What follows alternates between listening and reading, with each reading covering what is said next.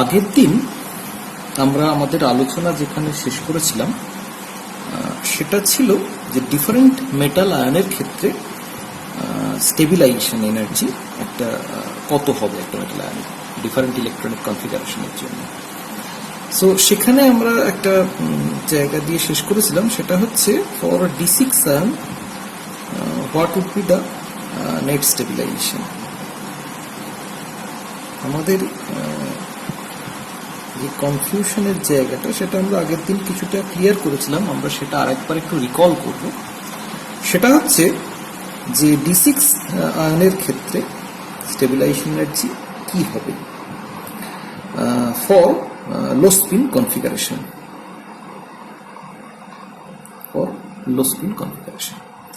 এখন লো স্পিন কনফিগারেশনের ক্ষেত্রে ইলেকট্রনিক কনফিগারেশনটা হচ্ছে এরকম, 6টা electron lower energy T2G set of অরবিটালে।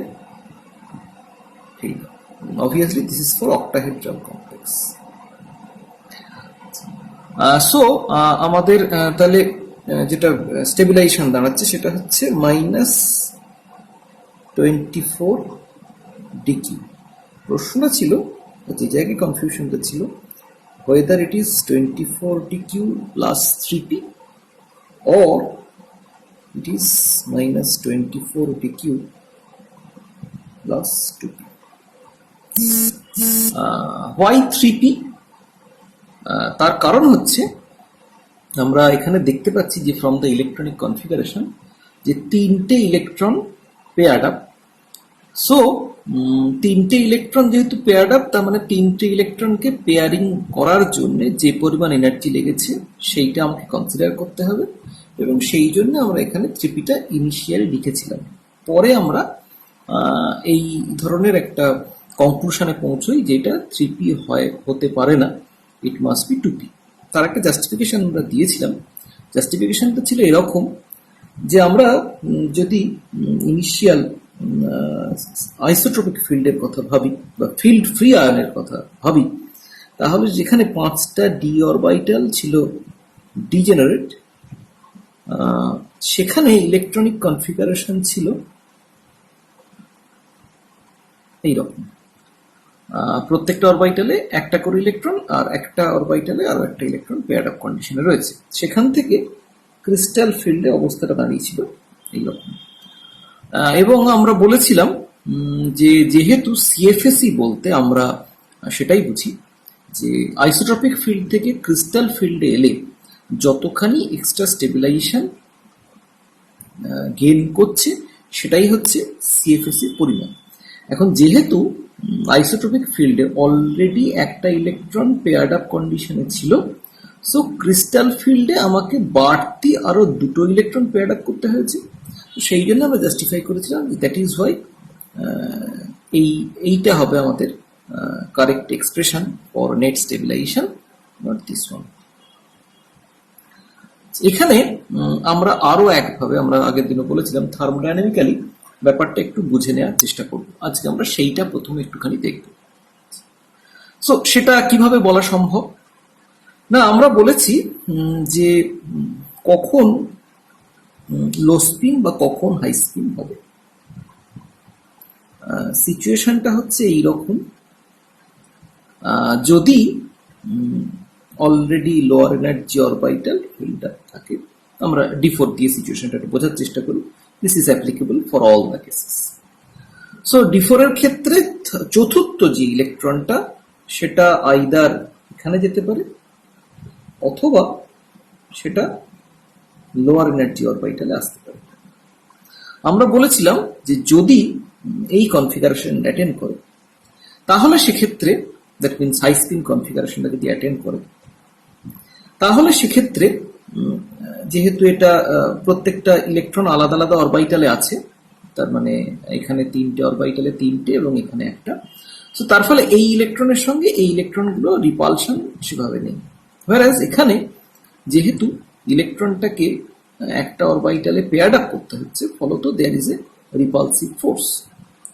যেমন অন্যদিকে since this Eg set of orbital is relatively higher energy compared to T2g, তার ফলে Eg set of orbital যদি আমি কোন ইলেকট্রনকে প্লেস করি তাহলে সেটা এনার্জেটিক্যালি একটা আনস্টেবল সিচুয়েশনে যাচ্ছে। So there is a competition between the pairing energy or interelectronic repulsive force and the stabilization energy. তাহলে যেখানে পেয়ারিং এনার্জি বেশি বা ইন্টারইলেকট্রন রিপালশন ফোর্স বেশি, আমরা তার কারণ বলতে পারি যে pairing energy is a measure of repulsion. যার ক্ষেত্রে রিপালশন বেশি তার ক্ষেত্রে ইন্টারইলেকট্রন রিপালশন বেশি, তার ক্ষেত্রে পেয়ার্ড আপ করতে বেশি এনার্জি লাগবে। যার ক্ষেত্রে রিপালশন কম তার ক্ষেত্রে পেয়ার্ড আপ করতে আমার কম এনার্জি লাগবে।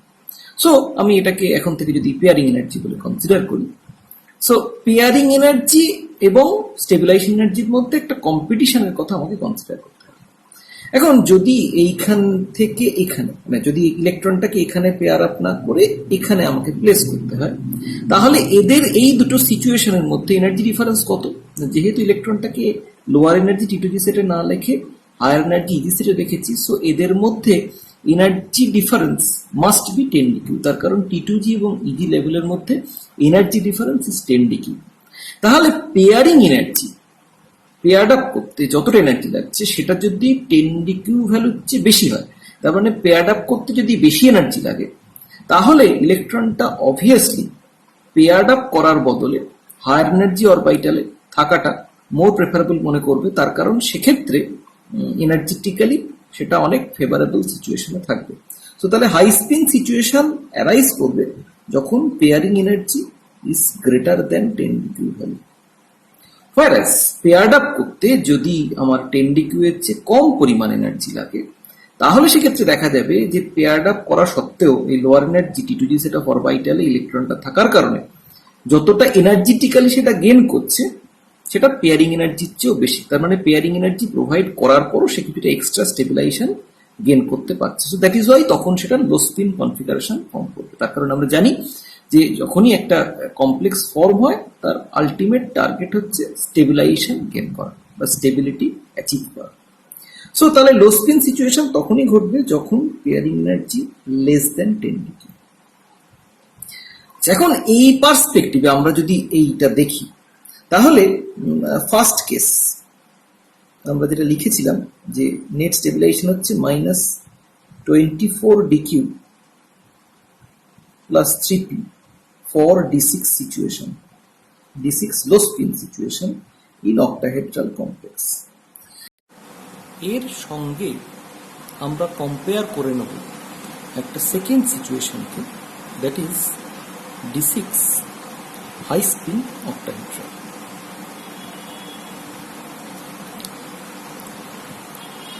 সো D6 হাই স্পিন octahedral-এর ক্ষেত্রে সিচুয়েশনটা হচ্ছে এরকম। আমরা যদি একটু আঁকি,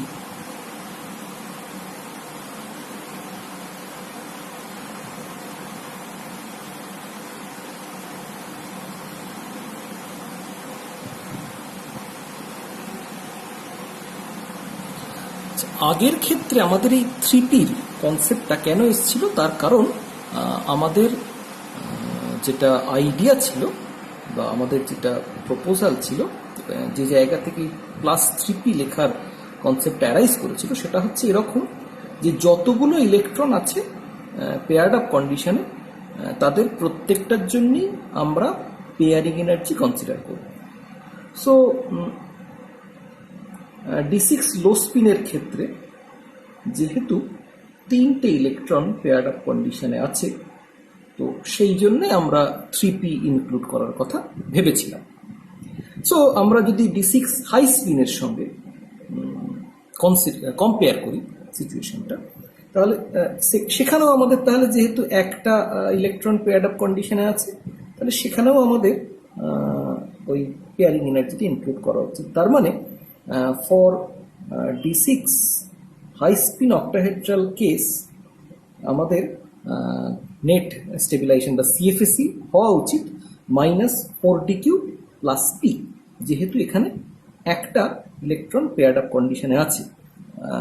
ফ্রম দ্য সিমিলার আর্গুমেন্ট যেটা আমরা লো স্পিনের ক্ষেত্রে দিয়েছিলাম 3p লেখার পেছনে, -24dq প্লাস 3p লেখার পেছনে, যেহেতু সেখানে 3টে paired up electron, so 3p, তার মানে এখানে যেহেতু একটা paired up electron, so plus p।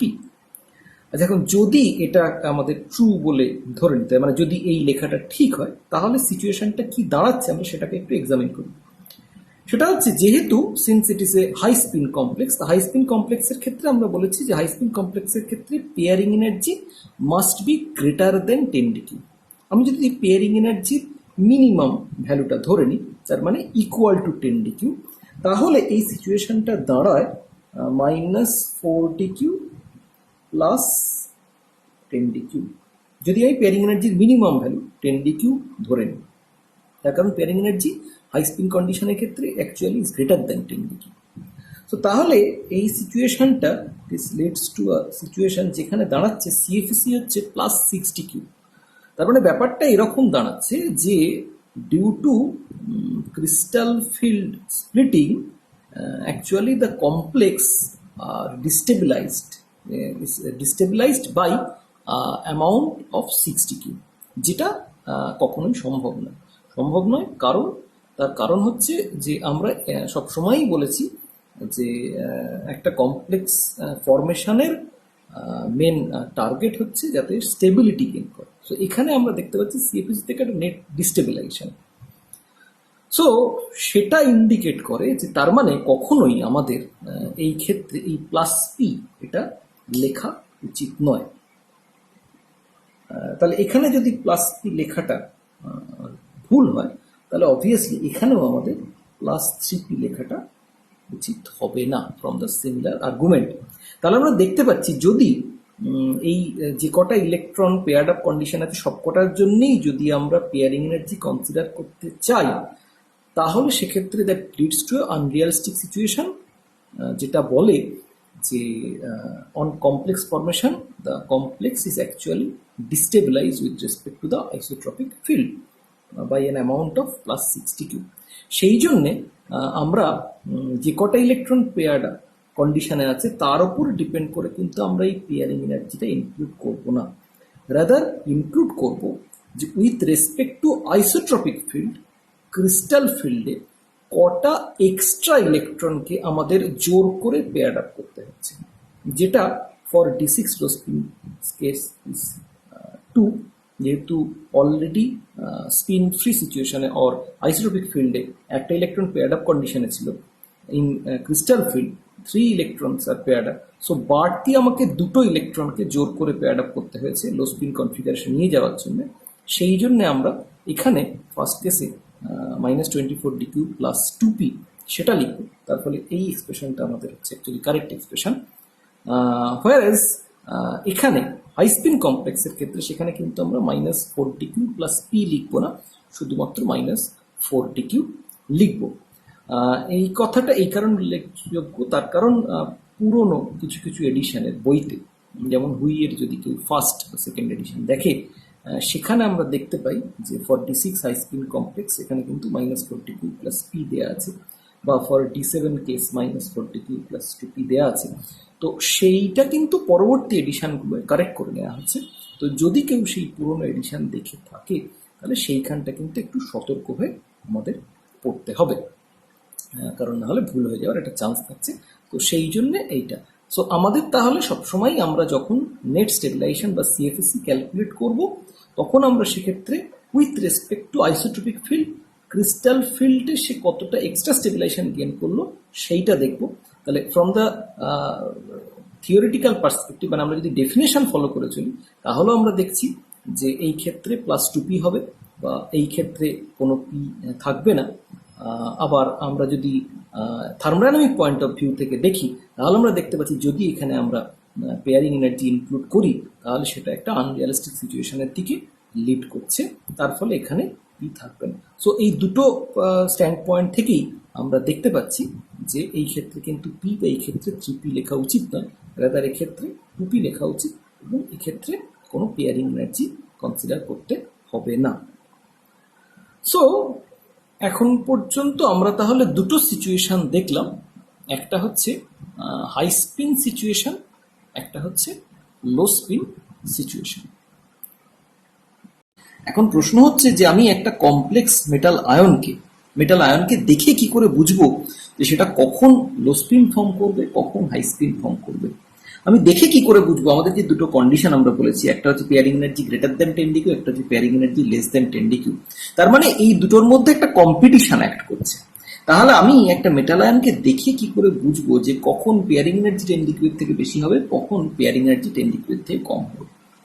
এখন পেয়ারিং এনার্জি এবং 10 ডিকিউ এর মধ্যে pairing energy this is more or less constant for a particular metal ion. তার কারণ তার ক্ষেত্রে পেয়ারিং এনার্জি মানে হচ্ছে ইন্টার ইলেকট্রন রিপালশন, তার একটা manifestation.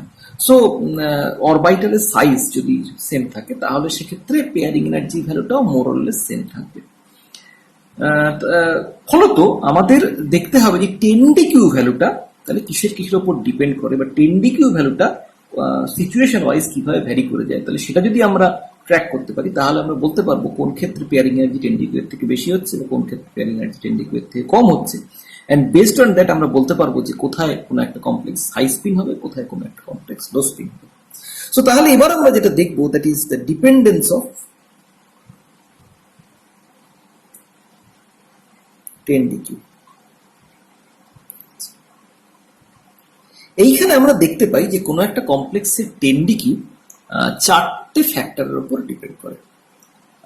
2 metal based factor,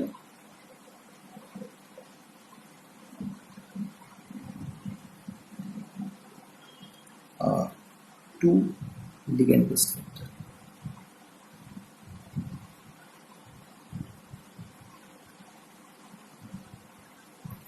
so overall 4টে ফ্যাক্টরের উপর ডিপেন্ড করে। আচ্ছা, তো what are those metal based factor? এক নম্বর হচ্ছে charge on the metal ion. These are metal based.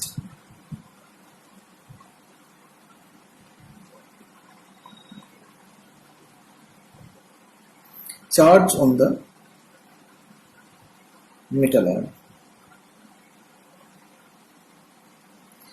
So মেটালের ওপর পজিটিভ অক্সিডেশন স্টেট যত ইনক্রিজ করবে তত আমরা দেখতে পাবো যে 10 ডিকিউ এর ভ্যালু তত ইনক্রিজ করছে। Why this is so?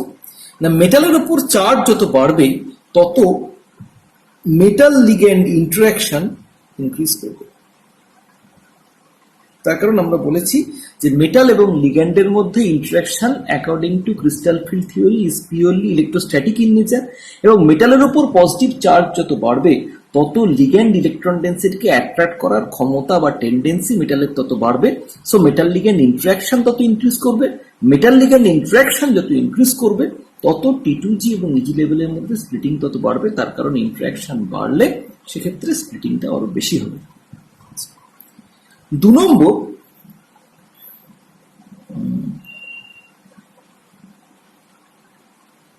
position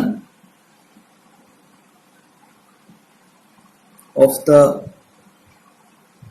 metal in the periodic table.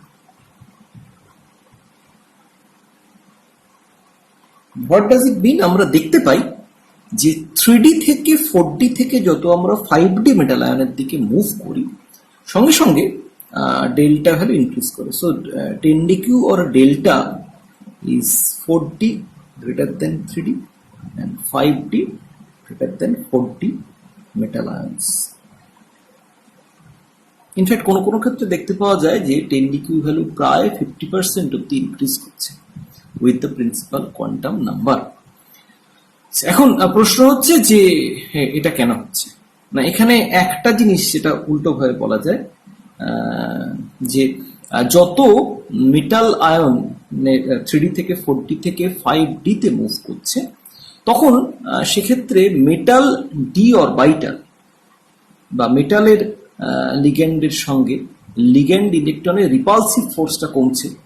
ফলত রিপালশন, তার কারণ যেহেতু বড় bigger size orbital, so effective separation between the electrons is higher. So তার ফলে যেটা দেখতে পাওয়া যাচ্ছে যে মেটাল লিগ্যান্ড যে অ্যাট্রাকটিভ ফোর্স সেটা বিকাম প্রিডমিনেন্ট, এবং তার ফলে যেহেতু রিপালশনটা কম সো মেটাল লিগ্যান্ড এদের মধ্যে যে ডিস্টেন্স সেটা কমছে। এবং that will leads to stronger d orbital ligand interaction.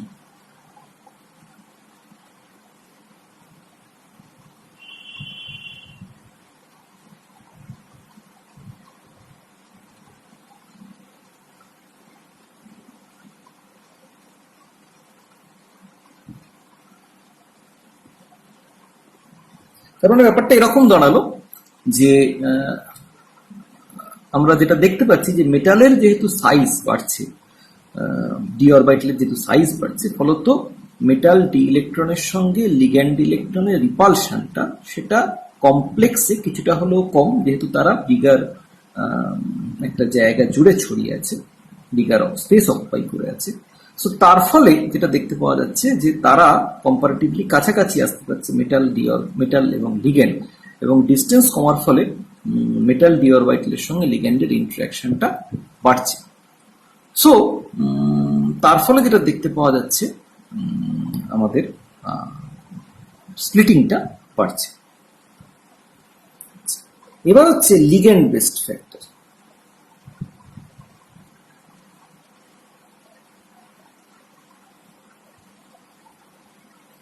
Ligand based ফ্যাক্টরের মধ্যে যেটা রয়েছে,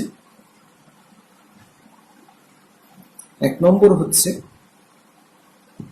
number and geometry of the ligand. এখন what does it mean number and geometry of the ligand? আমরা বলতে পারি যে নাম্বার অফ লিগ্যান্ড যত বেশি হবে তত মেটাল ligand interaction বেশি হবে। সো অবভিয়াসলি 10dq ভ্যালু বেশি।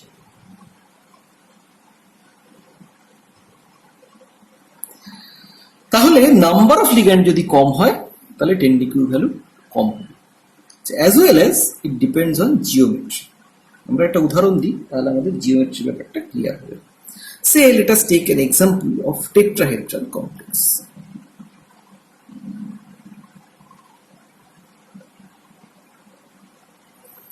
টেট্রাহেড্রাল কমপ্লেক্সের ক্ষেত্রে আমরা যেটা দেখতে পাচ্ছি, টেট্রাহেড্রাল কমপ্লেক্সের চেহারাটা কিরকম, সেটা হচ্ছে আমরা এরকম ভাবে ব্যাপারটা ভাবতে পারি যে একটা cube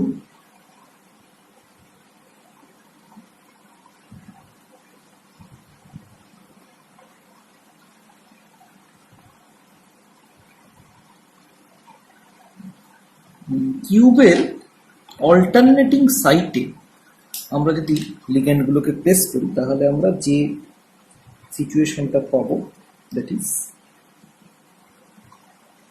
so this is a ligand, this is a ligand,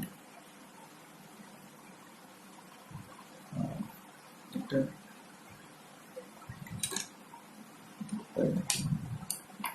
আলাদা কালার দিয়ে দেখি।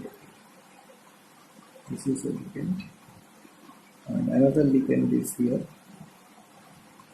another ligand is here. So এই যে স্ট্রাকচারটা,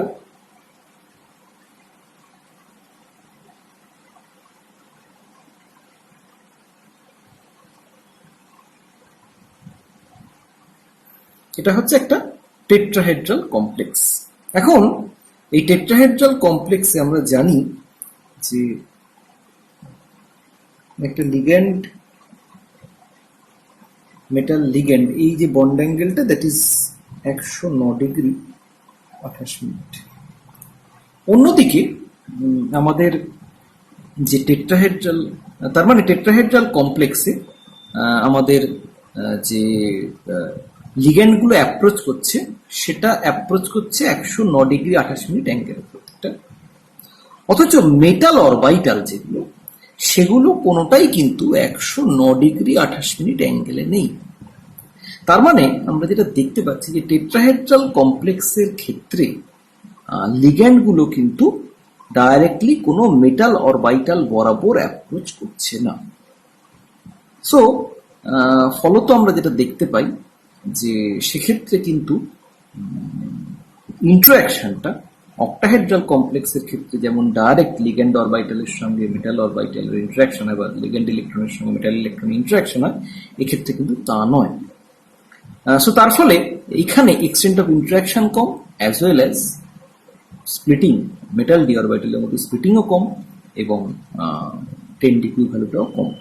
টেট্রাহেড্রাল কমপ্লেক্সের ক্ষেত্রে কোন অরবিটালের সঙ্গে ইন্টারঅ্যাকশন হয় সেটা আমরা এরপরেই আলাদা করে দেখব। তো সেই জন্য এখানে আমি আলাদা করে ডিটেলস ব্যাপারটা উল্লেখ করছি না, তো এরপরেই আমরা সেই আলোচনায় আসবো।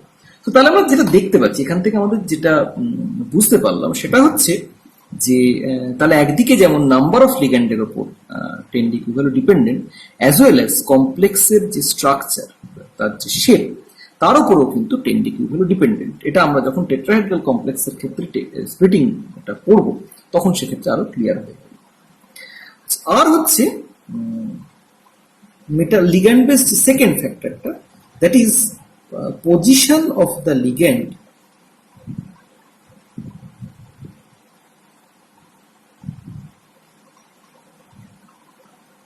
in the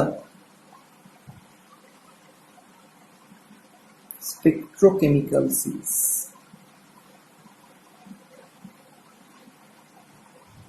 এখন তাহলে প্রথমে যেটা জিজ্ঞাসা সেটা হচ্ছে what is স্পেকট্রোকেমিক্যাল series.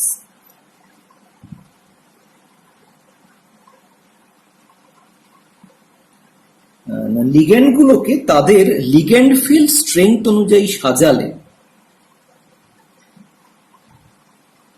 Ligand field strength অনুযায়ী সাজালে আমরা যে সিরিজটা পাই সেটাকে আমরা বলি স্পেকট্রোকেমিক্যাল সিরিজ।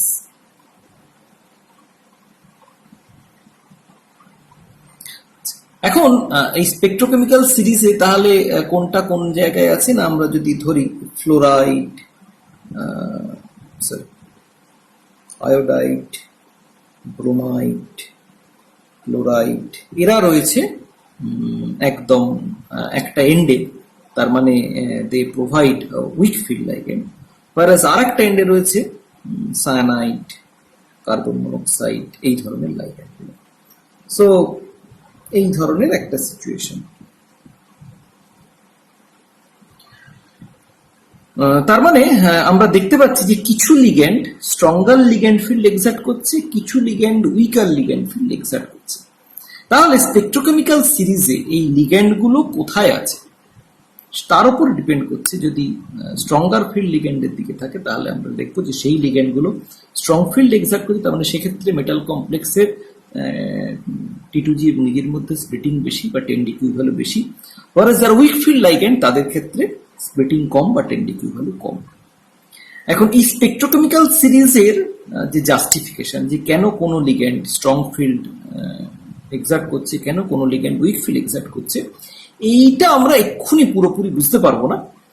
এটা আমাদের সিএফটি দিয়ে এর পুরোটা ব্যাখ্যা করা যাবে না, তার জন্য আমাদের কিন্তু লিগ্যান্ড ফিল্ড থিওরি হেল্প নিতে হবে বা এর পরের আরো বেশ কিছু জিনিস জানতে হবে।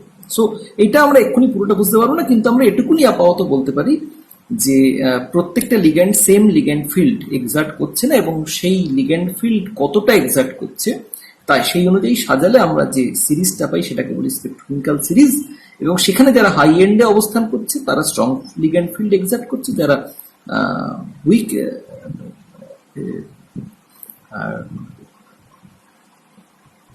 যারা লোয়ার এন্ডে অবস্থান করছে তারা উইক ফিল্ড এক্সার্ট করছে। সো এই হচ্ছে চারটে ফ্যাক্টর।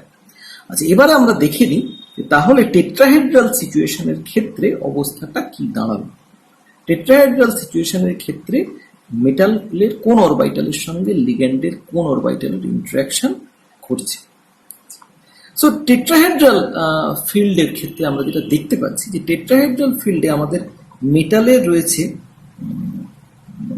5টা অরবিটাল।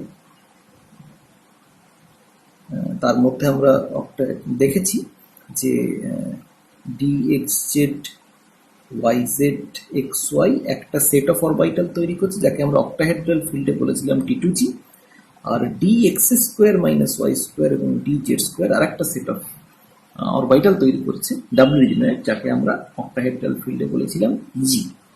আমরা দেখেছিলাম যে যেহেতু DX² - Y² এবং DZ² অরবিটাল গুলো অ্যালং অ্যাক্সিস অরবিটাল, ফলত অক্টাহেড্রাল ফিল্ডে এদের সঙ্গে লিগ্যান্ড ইলেকট্রনের বা লিগ্যান্ড অরবিটালের ডাইরেক্ট ইন্টারাকশন ঘটছে এবং ফলত they are energetically destabilized, whereas d, x, z, y, z এবং x, y are energetically stabilized. But in tetrahedral field, আমরা এর আগেই বলেছি যে টেট্রাহেড্রাল ফিল্ডের ক্ষেত্রে সেখানে কিন্তু লিগ্যান্ড গুলোর মধ্যে, that means ligand metal ligand, এই অ্যাঙ্গেলটা হচ্ছে 109 ডিগ্রি 28 মিনিট, whereas অরবিটালের কারোর মধ্যেই কিন্তু অ্যাঙ্গেল সেটা নয়, কোনো অরবিটাল মানে দুটো অরবিটালের মধ্যে বা তাদের লোবের মধ্যে অ্যাঙ্গেল কিন্তু 109 ডিগ্রি 28 মিনিট নয়। সো তার ফলে আমরা দেখতে পাচ্ছি যে টেট্রাহেড্রাল কমপ্লেক্সের ক্ষেত্রে কিন্তু কোনো অরবিটালের সঙ্গে লিগ্যান্ড অরবিটালের ডাইরেক্ট হেড অন ইন্টারাকশন হচ্ছে না। কম্পারেটিভলি আমরা যেটা দেখতে পাচ্ছি যে dxz,yz,xy এবং dx²/2 এদের মধ্যে টেট্রাহেড্রাল কমপ্লেক্সে লিগ্যান্ড অরবিটালের সঙ্গে মেটালের dxz,yz,xy এর কম্পারেটিভলি বেশি ইন্টারাকশন হচ্ছে দেন dx²/2 dz²। এখানে আমরা আবারও ভালো করে খেয়াল করি, এখানে আমরা বলেছি যে মেটালের কোনো অরবিটালের সঙ্গেই লিগ্যান্ডের অরবিটালের ডাইরেক্ট ইন্টারাকশন হচ্ছে না, এই দুটো সেটের অরবিটালে কারোর সঙ্গে নয়, কিন্তু তাদের মধ্যে কম্পারেটিভলি বেশি ইন্টারাকশন dxz,yz,xy এর সঙ্গে, তার কারণ এদের কাছাকাছি লিগ্যান্ড অরবিটাল গুলো বেশি আসছে। সো তাহলে তার রেজাল্ট বা ফলশ্রুতি কি? এখানে আমরা দেখতে পাচ্ছি, আগের ক্ষেত্রে দেখেছিলাম যেহেতু dx²/2 এবং dz² অরবিটালের সঙ্গে অক্টাহেড্রাল কমপ্লেক্সের লিগ্যান্ড অরবিটালের ডাইরেক্ট ইন্টারাকশন, ফলত dx²-2 এবং dz² ডিস্টেবিলাইজ করেছিল, dxz,yz,xy স্টেবিলাইজ করেছিল। এখানে টেট্রাহেড্রাল কমপ্লেক্সের ক্ষেত্রে যেহেতু dxz,yz এবং xy অরবিটালের সঙ্গে লিগ্যান্ড অরবিটালের ইন্টারাকশন বেশি, সো আমরা দেখতে পাবো যে ফর টেট্রাহেড্রাল কমপ্লেক্স dxz,yz এবং xy দে আর অ্যাকচুয়ালি ডিস্টেবিলাইজড এবং dx²-y² এবং dz² আর স্টেবিলাইজড। সো তার মানে এখানে স্প্লিটিং প্যাটার্নটা অক্টাহেড্রাল কমপ্লেক্সে জাস্ট অপোজিট। কিন্তু এখানেও কিন্তু আমরা এই ডিফারেন্সটাকে বলছি 10dq or delta T. Mind it, আমরা আগের ক্ষেত্রে বলেছিলাম ডেল্টা ও, এখানে আমরা বলছি ডেল্টা টি, ক্যাপিটাল টি। তার কারণ delta value for tetrahedral complex, or এই 10dqটাকে আমরা বলছি ফর টেট্রাহেড্রাল কমপ্লেক্স। তাহলে এখানে আগের বারের মতো একইভাবে যদি আমরা ক্যালকুলেট করি, তাহলে আমরা যেটা দেখব এখানেও কিন্তু ব্যারি সেন্টারের রেসপেক্টে এক্সটেন্ট অফ স্টেবিলাইজেশন এবং ডিস্টেবিলাইজেশন, এটা যদি ব্যারি সেন্টার হয়, this is the Barry centre, তাহলে আমরা দেখতে পাচ্ছি যে প্রত্যেকটা এই dx²/2 এবং dz² অরবিটাল এরা স্টেবিলাইজড করছে এখানে -60q, আর এরা ডিস্টেবিলাইজ করছে +40q। একই রকম, just reverse with respect to the octahedral complex.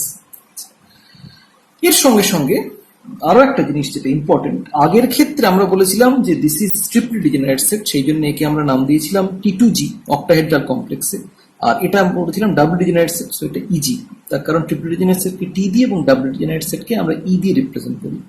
এখানেও আমরা সেই নমেনক্লেচারটা মেনটেন করবো, এটাকে আমরা বলবো T2, এটাকে বলবো E। কিন্তু মাইন্ডেড, খুব ভালো করে খেয়াল রাখবে, এখানে কিন্তু কোন রকম জি বা ইউ নোটেশন আমরা ইউজ করিনি। তার কারণ tetrahedral complex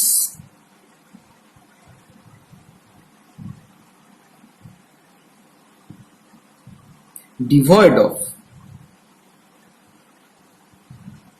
any center of inversion or center of symmetry. আগের দিন যখন এই T2G বা EG এর কথা বলেছিলাম, তখন সেখানে উল্লেখ করেছিলাম যে যদিও এখানে আমরা অরবিটালের সিমেট্রির কথা কনসিডার করছি, কিন্তু সেটা করার সময় আমাদের কিন্তু মাথায় রাখতে হবে যে ওভারঅল কমপ্লেক্সে সেন্টার অফ ইনভার্সন আছে কি নেই। যেহেতু অক্টাহেড্রাল কমপ্লেক্সের ক্ষেত্রে সেন্টার অফ ইনভার্সন ছিল, সেই জন্য ওখানে আমরা T2G এবং ইজি বলেছিলাম। এখানে কিন্তু যেহেতু টেট্রাহেড্রাল কমপ্লেক্সে সেন্টার অফ ইনভার্সন নেই, সেই জন্য এখানে কিন্তু আমরা T2G ইজি আর বলতে পাচ্ছি না, রাদার এদেরকে ডেসিগনেট করছি অ্যাজ T2 এবং ই। খেয়াল রাখো, দু জায়গাতেই কিন্তু আমরা ডি অরবাইটালের কথা কনসিডার করেছি। ডি অরবাইটালের কিন্তু সেন্টার অফ ইনভার্সন রয়েছে, কিন্তু সেটা কিন্তু আমাদের কাছে বিবেচ্য নয়। আমাদের কাছে বিবেচ্য যে ওভারঅল কমপ্লেক্সের সেন্টার অফ ইনভার্সন আছে কি নেই। তো এটা যেন কখনো ভুল না হয় যে টেট্রাহেড্রাল কমপ্লেক্সে যখন আমরা এগুলোকে ডেসিগনেট করব, আমরা কিন্তু শুধুমাত্র T2 এবং ই দিয়ে রিপ্রেজেন্ট করব, কখনোই আমরা এগুলোকে T2G এবং ইজি হিসেবে রিপ্রেজেন্ট করব না। এখন তাহলে আমরা যেটা দেখতে পেলাম যে অক্টাহেড্রাল কমপ্লেক্সের ক্ষেত্রে T2G এবং ইজি লেভেলের মধ্যে এনার্জি ডিফারেন্সকে আমরা 10dq বলে রিপ্রেজেন্ট করেছি, আর ডেল্টা ও হিসেবে রিপ্রেজেন্ট করেছি। আর টেট্রাহেড্রাল কমপ্লেক্সের ক্ষেত্রে, দিস ইজ ফর টেট্রাহেড্রাল, সেক্ষেত্রে আমরা ই এবং T2 লেভেলের মধ্যে এনার্জি ডিফারেন্সকে 10dq অর ডেল্টা টি বলে রিপ্রেজেন্ট করেছি। কিন্তু এটা তো বোঝা যাচ্ছে খুব স্বাভাবিকভাবেই যে 10dq এর ভ্যালু দুটো ক্ষেত্রে সমান নয়, নট অক্টাহেড্রাল এবং টেট্রাহেড্রাল কমপ্লেক্সের ক্ষেত্রে তাদের ইকুয়াল নয়। তাহলে কোথায় কম বা কোথায় বেশি, বা সেটা কতটা কম বা কতটা বেশি? না, আমরা যদি ডাইরেক্টলি এটা কম্পেয়ার করার চেষ্টা করি, তাহলে আমরা দেখতে পাচ্ছি যে আমরা একটু আগেই দেখেছি যে extent of splitting or 10dq এর ভ্যালু নাম্বার অফ লিগ্যান্ডের উপর ডিপেন্ডেন্ট। সো নাম্বার অফ লিগ্যান্ডের উপর ডিপেন্ড করে আমি যদি ডিফারেন্সিয়েট করি, তাহলে আমরা দেখতে পাবো যে number of ligand in tetrahedral complex is 4/6 with respect to octahedral complex। তার কারণ টেট্রাহেড্রালে আছে 4টে লিগ্যান্ড, whereas অক্টাহেড্রালে আছে 6টা লিগ্যান্ড।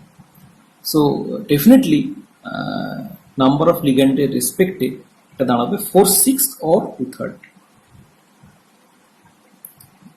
আবার অন্যদিকে আমরা যেটা বলেছিলাম যে 10dq value is also dependent on the shape of the complex, এবং আমরা এখানে দেখছি যে অক্টাহেড্রালের ক্ষেত্রে যখন মেটালের সঙ্গে লিগ্যান্ডের ইন্টারাকশন হয়েছিল তখন সেক্ষেত্রে ছিল হেড অন ওভারল্যাপ।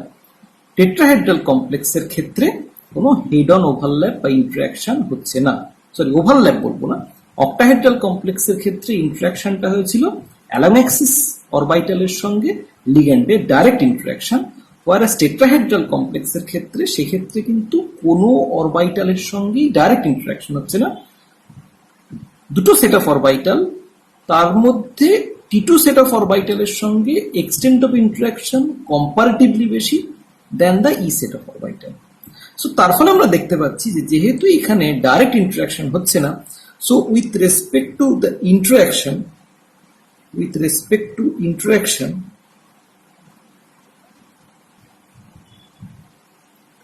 টেট্রাহেড্রাল কমপ্লেক্সের ক্ষেত্রে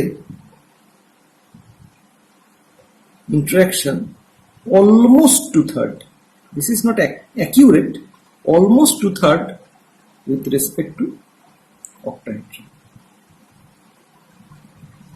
সো তার ফলে আমরা যেটা দেখতে পাচ্ছি যে টেট্রাহেড্রাল কমপ্লেক্সের ওভারঅল যে 10dq value or 10dq of tetrahedral complex or delta t is roughly 4/9। কি করে 4/9 এলো? প্রথম হচ্ছে 2/3 হচ্ছে due to the ligand factor, আর 2/3 due to the interaction. So 4/9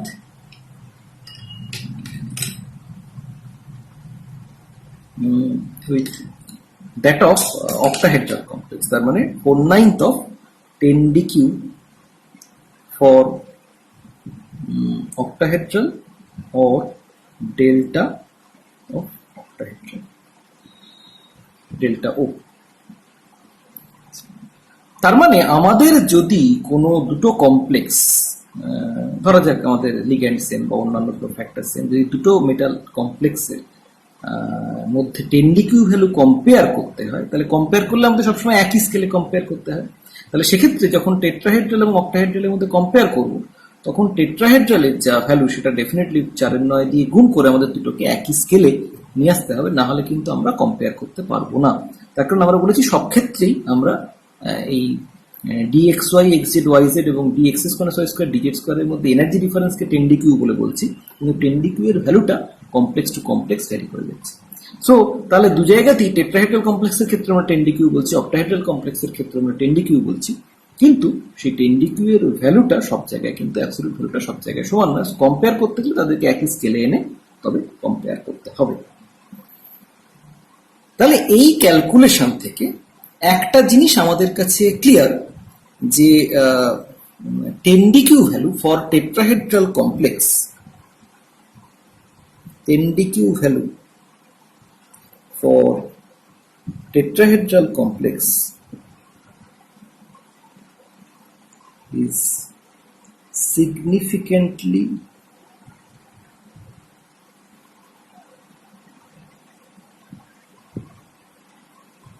lower than that of octahedral complex if other factors remain same.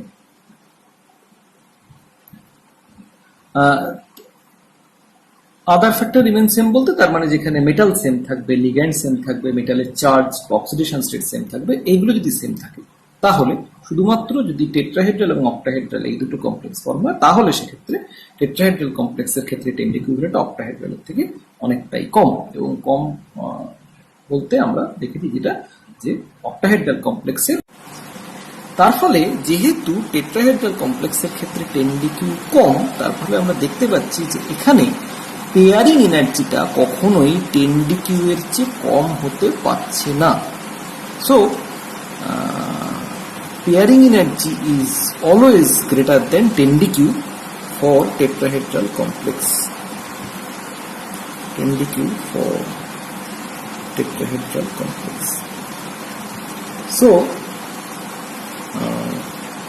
tetrahedral complexes are always high speed, not low speed. Definitely with few exceptions.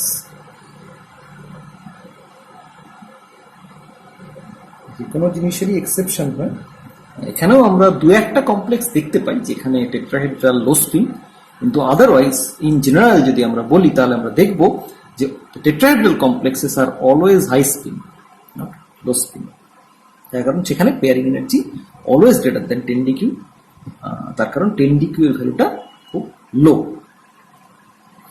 তো আমরা তাহলে যেটা দেখতে পেলাম যে octahedral কমপ্লেক্সের ক্ষেত্রে স্প্লিটিং প্যাটার্ন কিরকম হচ্ছে, কেন হচ্ছে, টেট্রাহেড্রাল কমপ্লেক্সের ক্ষেত্রে স্প্লিটিং প্যাটার্ন কেন হচ্ছে এবং কিরকম হচ্ছে। এবং আমরা দেখতে পেলাম যে অক্টাহেড্রাল থেকে টেট্রাহেড্রালে আসার ফলে স্প্লিটিং প্যাটার্নটা কমপ্লিটলি রিভার্স হয়ে যাচ্ছে। অক্টাহেড্রাল কমপ্লেক্সের ক্ষেত্রে due to more direct interaction with the along axis ligand, with the along axis orbital with the ligand, সেক্ষেত্রে dx square minus y square এবং dz square is energetically destabilized and they form easy set of orbital, whereas dxz, yz and xy energetically stabilized and form t2g set of orbital. টেট্রাহেড্রালের ক্ষেত্রে সেটা just reverse হয়ে গেছে।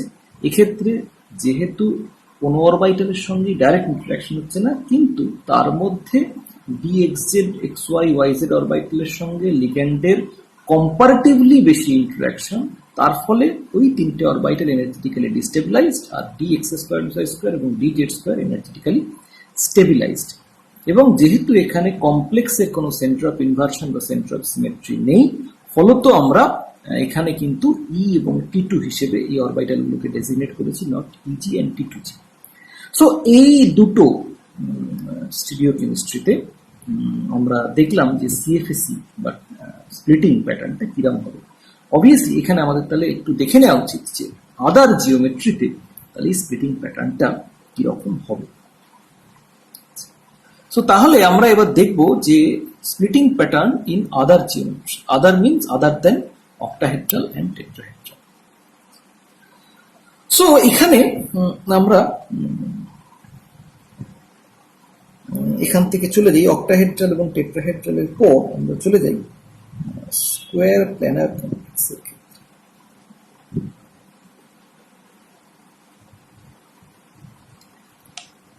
Square planner কমপ্লেক্সের ক্ষেত্রে তাহলে splitting প্যাটার্নটা কিরকম হবে আমরা একটু কম্পেয়ার করে বোঝার চেষ্টা করি। অক্টাহেড্রাল কমপ্লেক্সের ক্ষেত্রে আমরা দেখেছিলাম যে T2G সেট অফ অরবিটাল গুলো stabilised, EG set of orbital গুলো ডিস্টেবিলাইজড।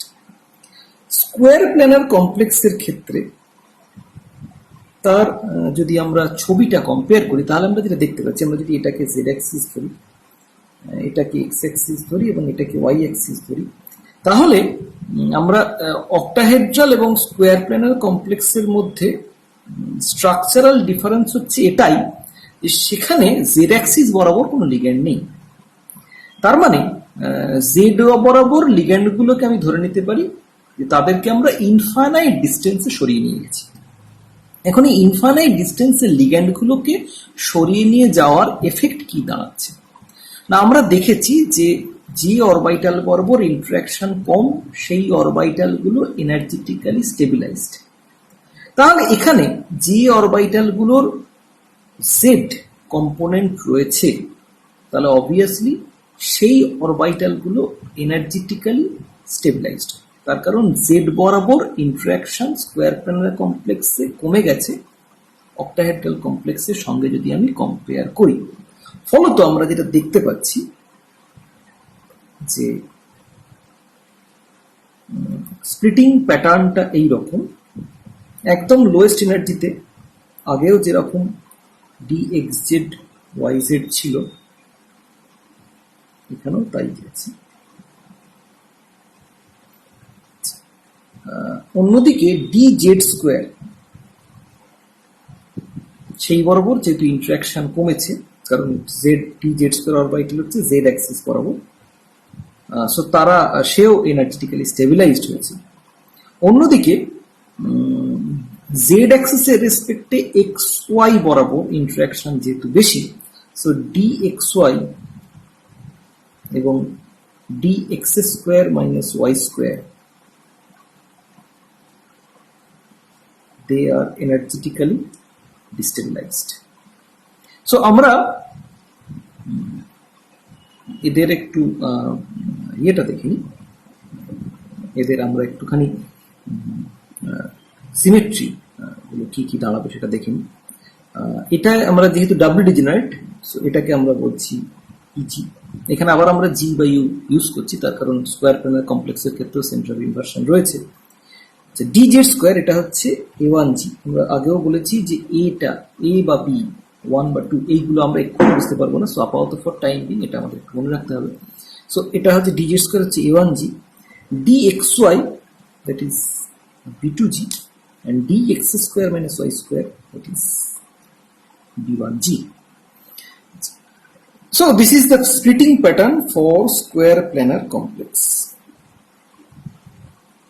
এখন প্রশ্ন হচ্ছে যে তাহলে এটা আমরা দুটো এক্সট্রিম দেখলাম, একটা অক্টাহেড্রাল আর একটা স্কোয়ার প্ল্যানার। তার মানে একটা ক্ষেত্রে জেড বরাবর লিগ্যান্ড একটা সার্টেন ডিস্টেন্সে বন্ডিং ডিস্টেন্সে রয়েছে, আর একটা ক্ষেত্রে জেড বরাবর কোনো লিগ্যান্ড নেই। তাহলে এর কি কোনো ইন্টারমিডিয়েট জিওমেট্রি হতে পারে? দেখা যায় যে সেটাও হওয়া সম্ভব। সেটা কি রকম? সেটা হচ্ছে জেড বরাবর লিগ্যান্ডগুলো ইনফাইনাইট ডিস্টেন্সে মুভ করে যায়নি, একটা ইন্টারমিডিয়েট ডিস্টেন্সে রয়েছে। তার মানে আগের থেকে কিছুটা ডিস্টর্টেড অক্টাহেড্রাল, যেখানে জেড বরাবর লিগ্যান্ডগুলো কিছুটা দূরে সরে গেছে। তো আমরা তাহলে সেই সিচুয়েশনে স্প্লিটিং প্যাটার্নটা কিরকম দাঁড়াবে সেটা আমরা একটু বোঝার চেষ্টা করি। So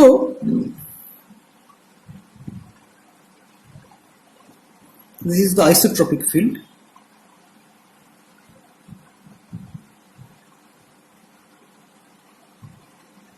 This is the octahedral field.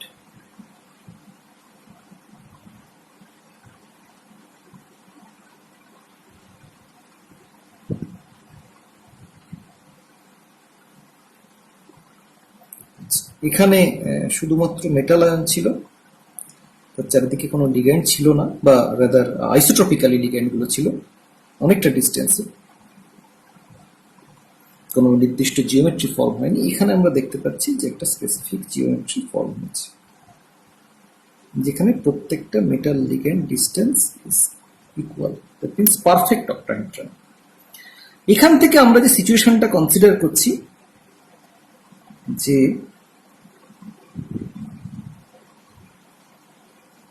Z বরাবর যে লিগ্যান্ড গুলো সেগুলো কিছুটা ডিস্টেন্স সরে গেছে, তার মানে দে আর ইলংগেটেড। সো এটাকে আমরা বলতে পারি ইলংগেটেড অক্টাহেড্রান।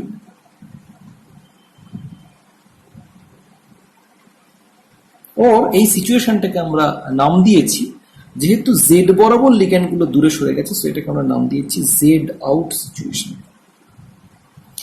এখন তাহলে জেড আউট সিচুয়েশনে কি ঘটবে? তাহলে আমরা বলেছি, এর আগের ক্ষেত্রে আমরা দেখেছি স্কয়ার প্ল্যানারের ক্ষেত্রে, বা আমরা আগে যখন আলোচনা করি তখন বলেছি যে ডাইরেকশন বরাবর রিপালশন বেশি সেই অরবিটাল এনার্জেটিক্যালি ডিস্টেবিলাইজ, যে বরাবর রিপালশন কম সেটা স্টেবিলাইজড। এখন তাহলে আমরা দেখতে পাচ্ছি এখানে যখন জেড বরাবর লিগ্যান্ড গুলো দূরে সরে যাচ্ছে, তার মানে জেড বরাবর রিপালশনটা আস্তে আস্তে কমছে, তার মানে জেড কম্পোনেন্ট যে অরবিটাল গুলো আছে তারা এনার্জেটিক্যালি স্টেবিলাইজড। তাহলে এখানে তিনটে অরবিটাল ছিল, d x z, y z, x y. এখানে ছিল d x square minus y square এবং ডি জেড স্কোয়ার।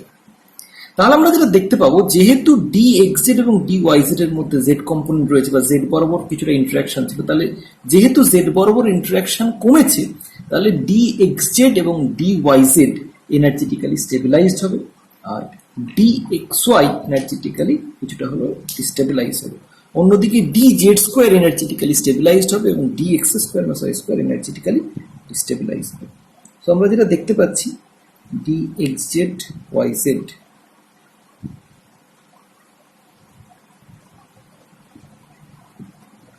dxy, এখানে হচ্ছে ডি জেড স্কোয়ার, হচ্ছে d x square minus y square.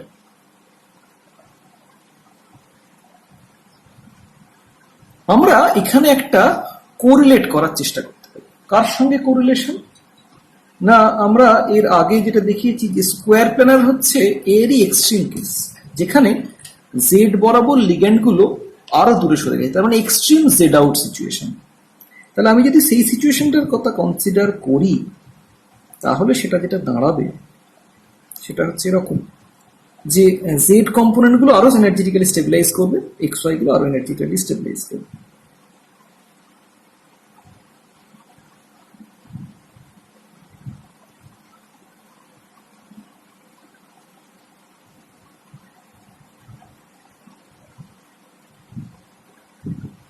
So this is so dx square minus y square. This is dxy. This is dz square. And this is dxz yz. তার মানে আমরা square planner সিচুয়েশনটাকে আমরা ধরে নিতে পারি যে Z out সিচুয়েশনের একটা এক্সট্রিম কেস। তবে আমি এর আগে এই কোরিলেশনটা করার কারণ কি না, এটা করলে আমাদের মনে রাখতে সুবিধা হবে, আমাদের লজিক্যালি বুঝতে সুবিধা হবে যে কেন এই ধরনের স্প্লিটিং প্যাটার্নটা ঘটছে। আমরা ডাইরেক্ট এঁকে দিলে আগের আমরা যখন স্কোয়ার প্ল্যানার এঁকেছি তখন হঠাৎ মনে হতে পারে যে এরকম কেন হচ্ছে, হঠাৎ কেন ডিএক্স জেড ওয়াই জেড নিচে ডিজেড স্কোয়ার তারপর ডিএক্স, এটা মনে হতে পারে।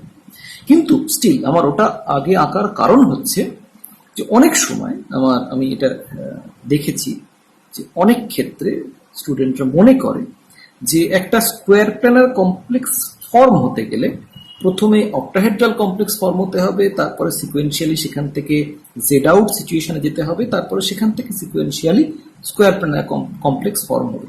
ব্যাপারটা কিন্তু আদৌ তা নয়। যে কমপ্লেক্স স্কোয়ার প্ল্যানার সিচুয়েশনে স্টেবল সে প্রথমে স্কোয়ার প্ল্যানার কমপ্লেক্স ফর্ম করবে, যে কমপ্লেক্স জেড আউট সিচুয়েশনে স্টেবল সে প্রথমে জেড আউটই ফর্ম করবে, যে কমপ্লেক্স অক্টাহেড্রাল সিচুয়েশনে স্টেবল সে পারফেক্ট অক্টাহেড্রালি ফর্ম করবে। আমরা এই তিনটে পরপর আঁকলে আমাদের কোরিলেট করার সুবিধে হয়, আমাদের লজিক্যালি বোঝার সুবিধে হয়, সেই জন্য এরকম ভাবে আঁকা হয়েছে। কিন্তু যাতে এই ধারণাটা না জন্মায় যে স্কোয়ার প্ল্যানার কমপ্লেক্সটা সিকোয়েন্সিয়ালি অক্টাহেড্রাল থেকে স্টার্ট করে স্কোয়ার প্ল্যানারে পৌঁছচ্ছে, সেই জন্য আমি এর আগে ডাইরেক্ট স্কোয়ার প্ল্যানার কমপ্লেক্সের স্প্লিটিং প্যাটার্ন কি হয় সেটা দেখিয়েছি। তারপরে এখানে দেখালাম যে জেড আউটের ক্ষেত্রে কি হচ্ছে এবং তার এক্সটেন্ডেড ফর্মে আঁকলে সেখানে স্কোয়ার প্ল্যানার কমপ্লেক্সের ক্ষেত্রে স্প্লিটিং প্যাটার্ন কি দাঁড়াচ্ছে। সো আমরা এভাবে ব্যাপারটা ভাবতে পারি বা মনে রাখতে পারি, কিন্তু এটা কিন্তু খেয়াল রাখবে কখনোই একটা স্কোয়ার প্ল্যানার কমপ্লেক্স ফর্ম হওয়া মানে এটা নয় যে starting from a octahedral complex z out ডিস্টরশনের মধ্যে দিয়ে আমাদের স্কোয়ার প্ল্যানার কমপ্লেক্সে এসে পৌঁছচ্ছে। এখানে আর একটা প্রশ্ন ওঠে যে যদি জেড আউট ডিস্টরশন হতে পারে, দ্যাট মিনস জেড বরাবর লিগ্যান্ডগুলো দূরে সরে যেতে পারে, তাহলে তার কারণে উল্টো পসিবিলিটি হবে না। তার কারণ আমরা জানি যে প্রত্যেকটা পসিবিলিটি আমাদের কনসিডার করতে হবে। আইডিয়াল অক্টাহেড্রাল সিচুয়েশন থেকে যখন ডেভিয়েশন হয়েছে, তাহলে ডেভিয়েশনটা যেমন জেড বরাবর লিগ্যান্ডগুলো দূরে সরে যাওয়ার রেসপেক্টে হতে পারে, তেমনি জেড বরাবর লিগ্যান্ডগুলো কাছে সরে আসার রেসপেক্টেও হতে পারে। সো আমরা তাহলে এবার দেখে নিই যদি আমাদের জেড আউটের উল্টো জায়গাটা ঘটে, যেখানে জেড বরাবর লিগ্যান্ডগুলো কাছে সরে এসেছে, তাহলে সেখানে স্প্লিটিং প্যাটার্ন কিরকম হবে।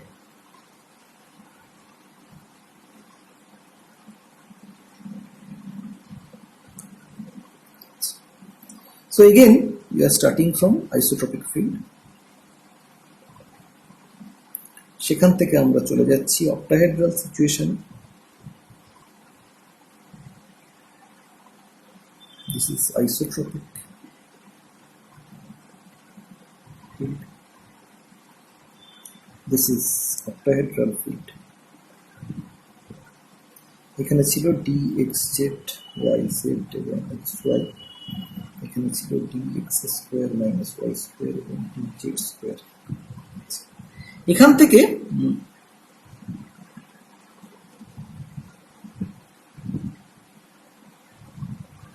আমরা যে সিচুয়েশনটায় পৌঁছতে চাইছি সেখানে আমরা বলছি জেড বরাবর লিগ্যান্ডগুলো মেটালের কাছে সরে এসছে। তার মানে সিচুয়েশনটা এরকম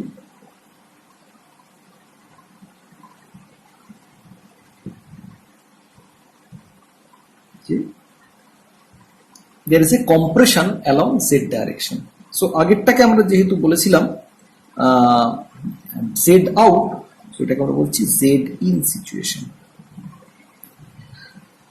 এখন এই z in সিচুয়েশনের ফলে তাহলে কি ঘটবে? এক্ষেত্রে আমরা দেখতে পাচ্ছি যে z বরাবর লিগ্যান্ডগুলো যেহেতু কাছাকাছি আসছে, সো তাহলে যে ডি অরবিটাল গুলোর জেড কম্পোনেন্ট রয়েছে তাদের সঙ্গে লিগ্যান্ডের ইন্টারঅ্যাকশন ইনক্রিজ করছে আর রিপালশন ইনক্রিজ করছে।